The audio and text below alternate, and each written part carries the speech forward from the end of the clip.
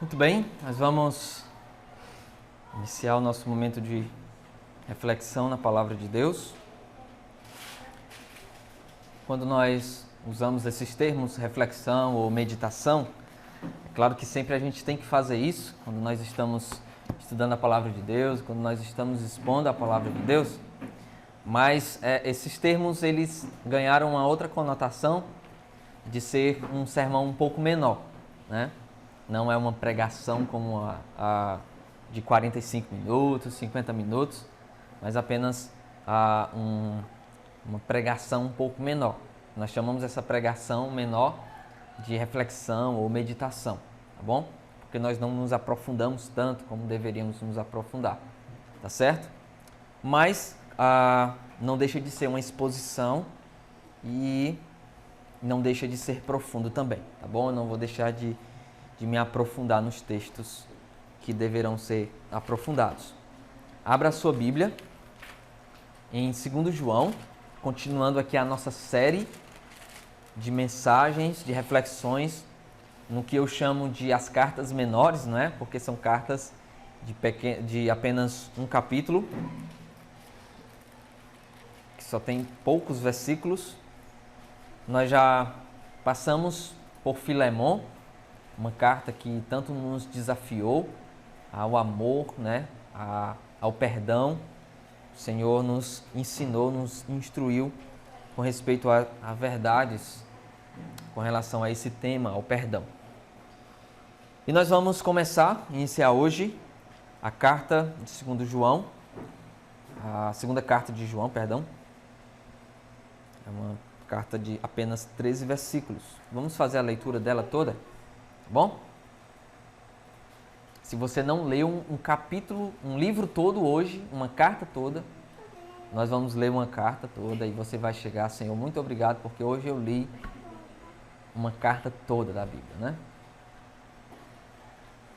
Versículo 1, a partir do versículo 1 diz: o presbítero, a senhora eleita e aos seus filhos, a quem eu amo na verdade, e não somente eu, mas também todos que conhecem a verdade, por causa da verdade que permanece em nós e conosco estará para sempre.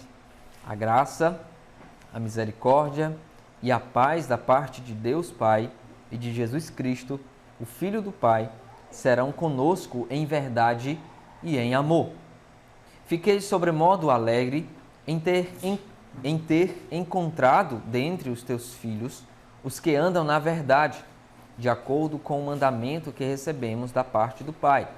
E agora, Senhora, peço-te, não como se escrevesse mandamento novo, senão o que tivemos desde o princípio, que nos amemos uns aos outros.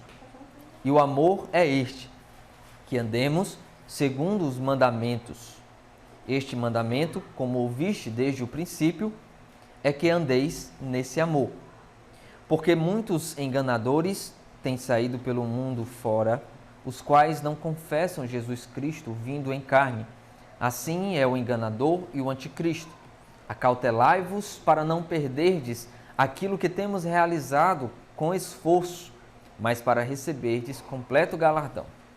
Todo aquele que ultrapassa a doutrina de Cristo e nela não permanece, não tem Deus. O que permanece na doutrina, esse tem tanto o Pai como o Filho. Se alguém vem ter convosco e não traz esta doutrina, não recebais em casa, nem lhes deis as boas-vindas, porquanto aquele que lhe dá boas-vindas faz-se cúmplices das suas más obras. Ainda tinha muitas coisas que vos escrever, não quis fazê-lo com papel e tinta, pois espero ir ter convosco e conversaremos de viva voz, para que a nossa alegria seja completa. Os filhos da tua irmã eleita te saúdam. Vamos meditar agora nesse texto, tá bom? Irmãos, João, ele não se identifica aqui como João, mas nós sabemos, a tradição acredita que esse texto, que essa carta é de João. Por isso o título, Segunda Epístola de João, por causa de algumas razões, por causa da literatura. É muito parecida com a primeira e com a terceira carta, e também com o Evangelho de João. Então, é concordância majoritária entre os estudiosos que esta carta, sim, pertence ao apóstolo João, ao apóstolo amado. Ele se apresenta, então, como o presbítero. Versículo 1 diz, o presbítero. Essa palavra, ela tecnicamente significa ancião. No entanto, irmãos, esse título ganhou outra conotação com o passar do tempo. Ele descrevia esse título não simplesmente a idade de alguém, não só porque alguém era velho, mas a posição em que ela exercia na igreja, ou seja, o líder não precisava ser um homem tão velho assim, simplesmente o líder, o presbítero, deveria ser alguém que exercia o papel de liderança na igreja. Como, por exemplo, nós temos em 1 Timóteo, capítulo 5, versículo 17, o apóstolo Paulo escrevendo aos presbíteros ali. E sabemos que, por exemplo, Timóteo era um presbítero e ele não era um velho, né? O apóstolo Paulo fala, ninguém despreze a tua mocidade, não é? No entanto, João não era apenas um presbítero como os outros presbíteros. Ele se denomina aqui como o presbítero. A ideia, irmãos, é que João não era um presbítero de uma igreja local, como muitos outros eram.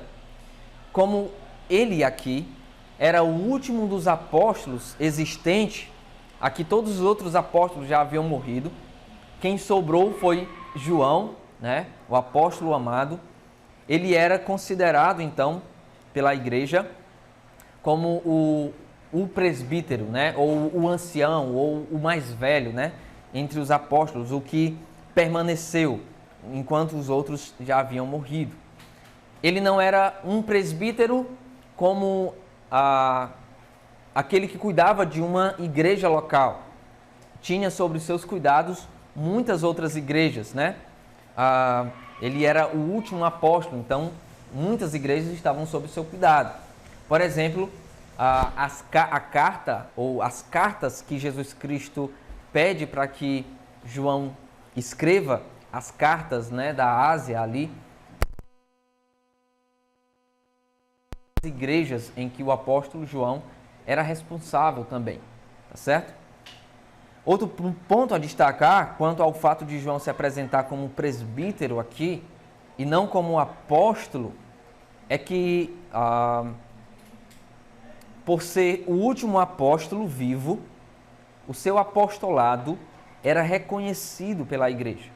Então não havia necessidade do apóstolo começar dizendo eu, apóstolo de Cristo Jesus, como o apóstolo Paulo fala, muitas vezes, Pedro também, porque muitas vezes, com relação a Paulo, o apostolado de Paulo, a autenticidade do apostolado de Paulo, estava correndo risco, né? Estava em dúvida, e o apóstolo Paulo, então, escreve, reafirmando o seu apostolado. João aqui não começa dizendo que é apóstolo, mas sim como o presbítero, porque o seu apostolado não estava em jogo aqui, e as pessoas já o reconheciam como tal.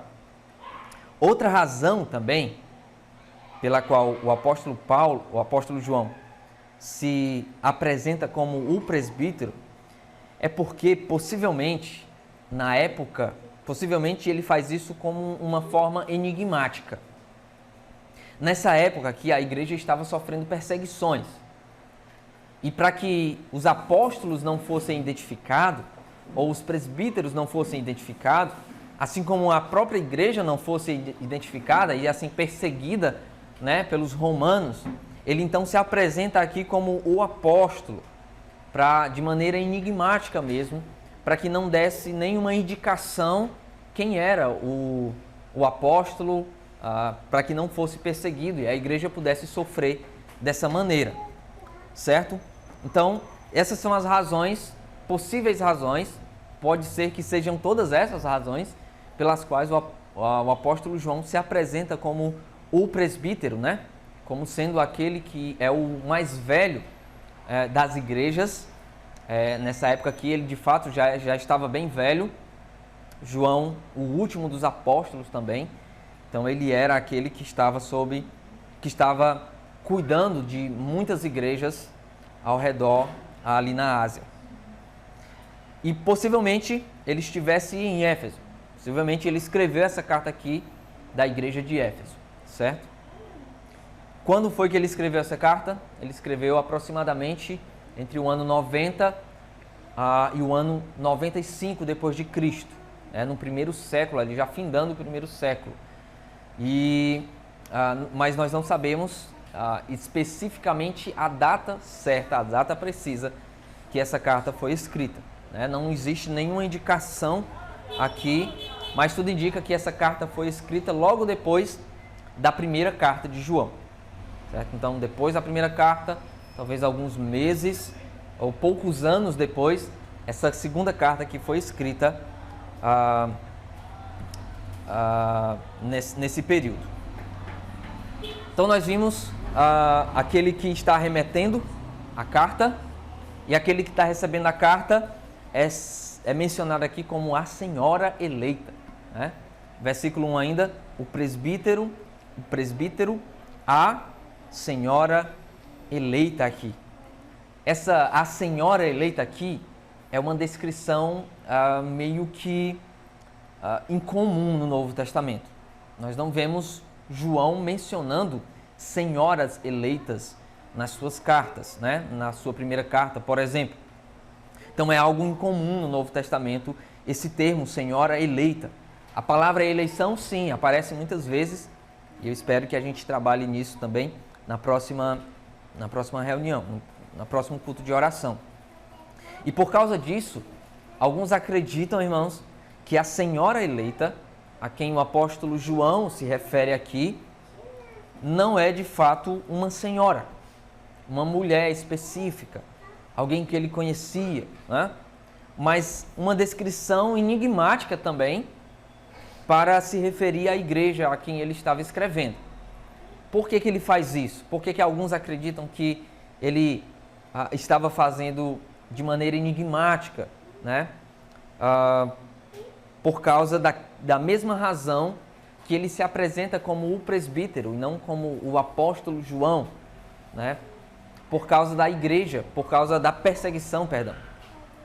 Então, as igrejas estavam sofrendo perseguição nessa época e para, de alguma maneira, evitar com que a igreja fosse identificada, as pessoas fossem identificadas, então o apóstolo João prefere chamar a igreja de a senhora eleita. E, de fato, as escrituras apresentam a igreja como uma mulher. Como uma mulher. Por exemplo, nós vemos em Efésios, capítulo 5, o apóstolo Paulo ali ilustrando a igreja como uma mulher que tem um marido, que é Cristo.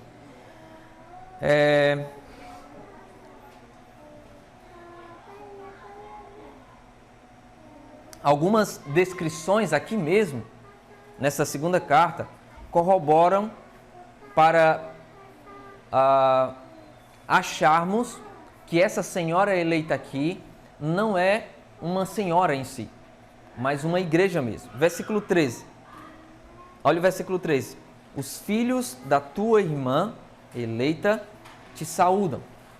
A ideia aqui é que a senhora eleita é a igreja e os filhos são os membros dessa igreja, certo? Então, o apóstolo está escrevendo aqui, na minha visão também é essa, que o apóstolo João está escrevendo para uma igreja e não especificamente para uma mulher específica, tá certo? Essa carta aqui passava despercebido pelos romanos. Se alguém estivesse levando uma carta e encontrasse um guarda romano e perguntasse: para onde é que você vai? Você está levando o que aí? Estou levando uma carta para fulano de tal, para uma senhora. Então, se ele abrisse essa carta, ele ia perceber uma estrutura de carta romana, Então, ele ia ler isso daqui e não ia perceber qualquer à primeira vista, né, uma primeira olhada, ele não ia perceber tanta coisa, então deixava aquela pessoa passar. Essa carta parece muito com as cartas que os romanos escreviam. É a mais próxima que nós encontramos, diferente das outras cartas do apóstolo Paulo, por exemplo. 1 Pedro fala também, usa algo muito parecido com esse termo que João fala, que João menciona aqui ao se referir à igreja como senhora eleita. Veja 1 Pedro, capítulo 5, volte aí, depois de 1 João, e aí 2 Pedro, 1 Pedro, capítulo 5, e versículo 13 também, olha que coincidência, né? Versículo 13.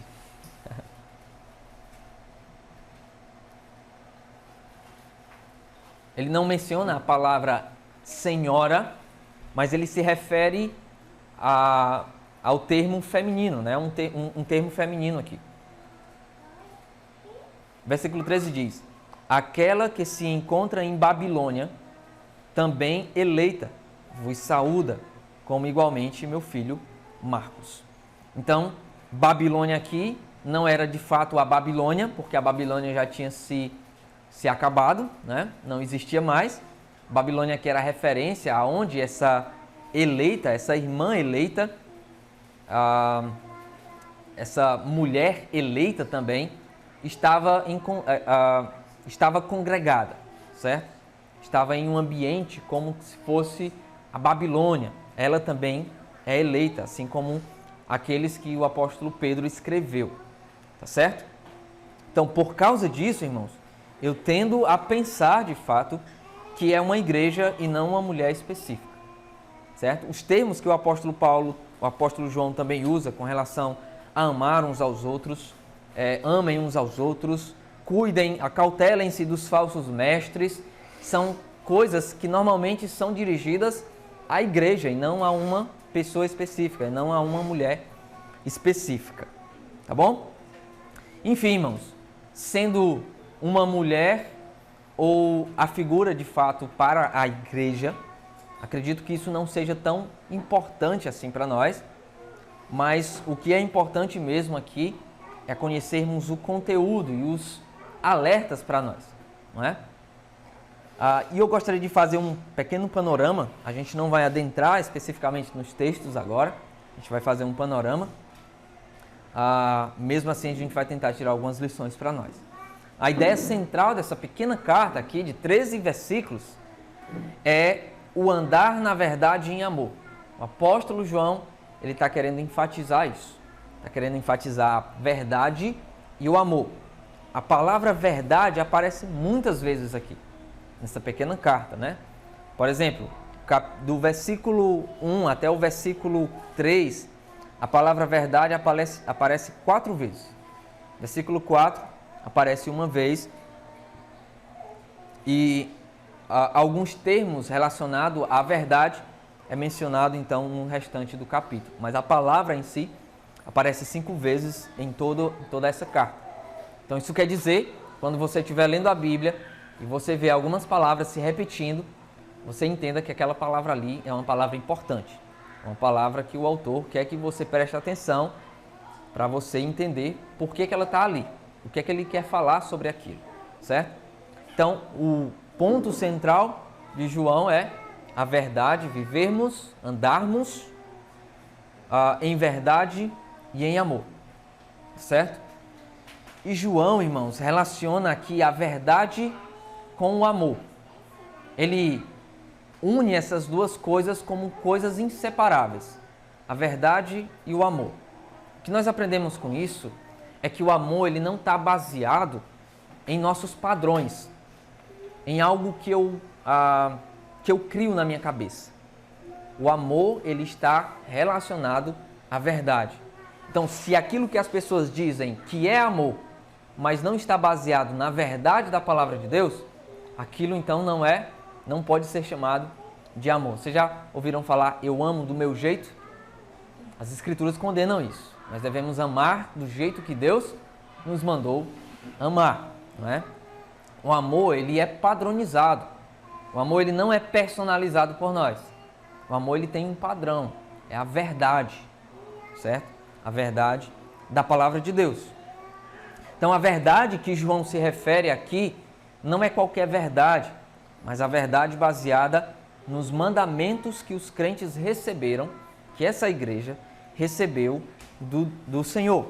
Versículo 5 diz, versículo 6 diz assim: e o amor é este, que andemos, versículo 6, de 2 João, e o amor é este, que andemos segundo os seus mandamentos.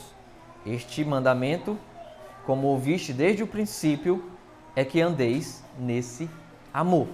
Então perceba aqui que João ele relaciona esse amor aqui com os mandamentos, com a verdade de Deus. E João relaciona isso, irmãos, a verdade com o amor, porque ele quer contrastar algo. Ele quer contrastar com algo, com os falsos ensinos. Os falsos ensinos que ameaçavam a igreja a se afastar da verdade e a se afastar também do amor. João combate, então, os falsos ensinos de que Jesus veio em carne. De que Jesus não veio em carne, perdão. Olha o versículo 7 comigo. Olha o ensino que o apóstolo João quer combater. Esse aqui é o alvo de João, certo? Como se fosse um animal que estivesse ameaçando algo e João fosse aquele caçador. E o alvo é esse aqui. O alvo é a negação de Cristo como vindo em carne. Versículo 7. Porque muitos enganadores têm saído pelo mundo fora, os quais não confessam Jesus Cristo vindo em carne. Assim é o enganador e o anticristo. Esse termo anticristo aqui é também mencionado na sua primeira carta. O apóstolo João menciona esse anticristo aqui como sendo aquele que nega Jesus Cristo, como aquele que nega a verdade, a doutrina a respeito de Jesus Cristo. Então, João ele quer focar aqui na cristologia, na doutrina do Senhor Jesus Cristo. Ele quer mostrar a verdade a respeito de Cristo. E a verdade a respeito de Cristo é o que vai mover os crentes. É o que vai fazer com que os crentes andem em verdade e em amor. A negação a respeito de Cristo, da verdade a respeito de Cristo, vai comprometer o relacionamento entre eles, o amor entre eles, e vai comprometer também a verdade do Evangelho. Por isso, João ele combate muito veementemente essa ideia de que Jesus Cristo não veio em carne. Certo? Então, João diz que esses falsos mestres não deveriam nem ser acolhidos entre eles. Se alguém chegasse para se aproximar de alguma casa e que começasse a falar algo, começasse a falar algo contrário à verdade que eles já ensinaram, esse não deveria nem ser acolhido em casa. Veja aí o versículo 10. Versículo 10 diz assim: se alguém vem ter convosco e não traz esta doutrina, que doutrina? A doutrina do versículo 9, que a gente vai ver já já. Não recebais em casa, nem lhes deis as boas-vindas. Os crentes deveriam ser hospitaleiros. Isso era uma verdade que os crentes deveriam abraçar, a hospitalidade. Por quê? Porque existiam missionários itinerantes, os pregadores da palavra de Deus que viajavam e que precisavam de acolhida, precisavam comer, precisavam se alimentar, precisavam se limpar também para continuar a sua jornada. E os crentes deveriam acolher isso, acolher esses irmãos que estavam viajando, pregando o Evangelho. Por exemplo, a terceira carta de João, é João enfatizando a hospitalidade. E alguns não estavam recebendo os crentes, não estavam recebendo os missionários na igreja e em sua casa. João aqui, ele combate então a ideia de receber os falsos mestres. A ideia aqui, eles não deveriam ser hospitaleiros com os falsos mestres, né? Eles deveriam ser hospitaleiros sim com aqueles que traziam a verdade, mas aqueles que traziam a mentira, eles deveriam bater a porta na cara deles, de fato. Olha, eu não quero receber vocês, vai embora, né? Assim como você deve fazer com algumas pessoas. Se você não consegue argumentar, se você não consegue trazer a verdade para aquela pessoa, mas você sabe que fulano de tal está na sua porta batendo no domingo de manhã, você fecha a porta, tá? Não receba, é perigoso. Você pode ser enredado, né?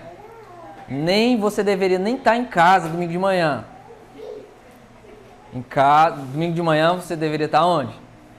Na igreja, viu? Se você estiver em casa domingo de manhã, né? Tá certo. Então os crentes deveriam ser hospitaleiros, sim, mas com relação aos falsos mestres, eles não deveriam nem dar as boas-vindas. Eles deveriam, olha, daí onde você está, volte, né? Vai embora. Nós já conhecemos a verdade. Muitas vezes, algumas seitas aparecem em casa, eu já conheço a verdade. Então ele, tá bom, então vão embora. Já entenderam o recado, né? Por que eles deveriam fazer isso? Por que os crentes deveriam ser tão rudes com os falsos mestres? Por que eles deveriam ser tão ásperos? Não dar nem as boas-vindas? Estavam morrendo de sede ali, nem dar um copo d'água para eles, né? É porque o que estava em jogo era algo sério. Veja o que estava em jogo, versículo 8. Versículo 8 diz assim: acautelai-vos para não perderdes aquilo que temos realizado com esforço, mas para receberdes completo galardão.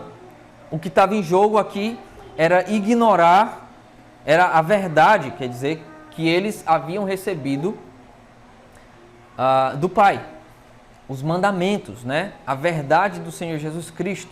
Então estava em jogo a verdade do Senhor Jesus Cristo. E também estava em jogo o galardão deles. Alguns pegam esse texto aqui, irmãos, e dizem o seguinte: olha, o que está em jogo aqui é a nossa salvação. Acautelai-vos para não perderdes aquilo que temos realizado com esforço. Vocês acreditam aqui que esse perder aqui é perder a salvação, mas não está falando sobre isso. O que temos realizado com esforço é o ensino dos apóstolos. Os apóstolos trouxeram a verdade.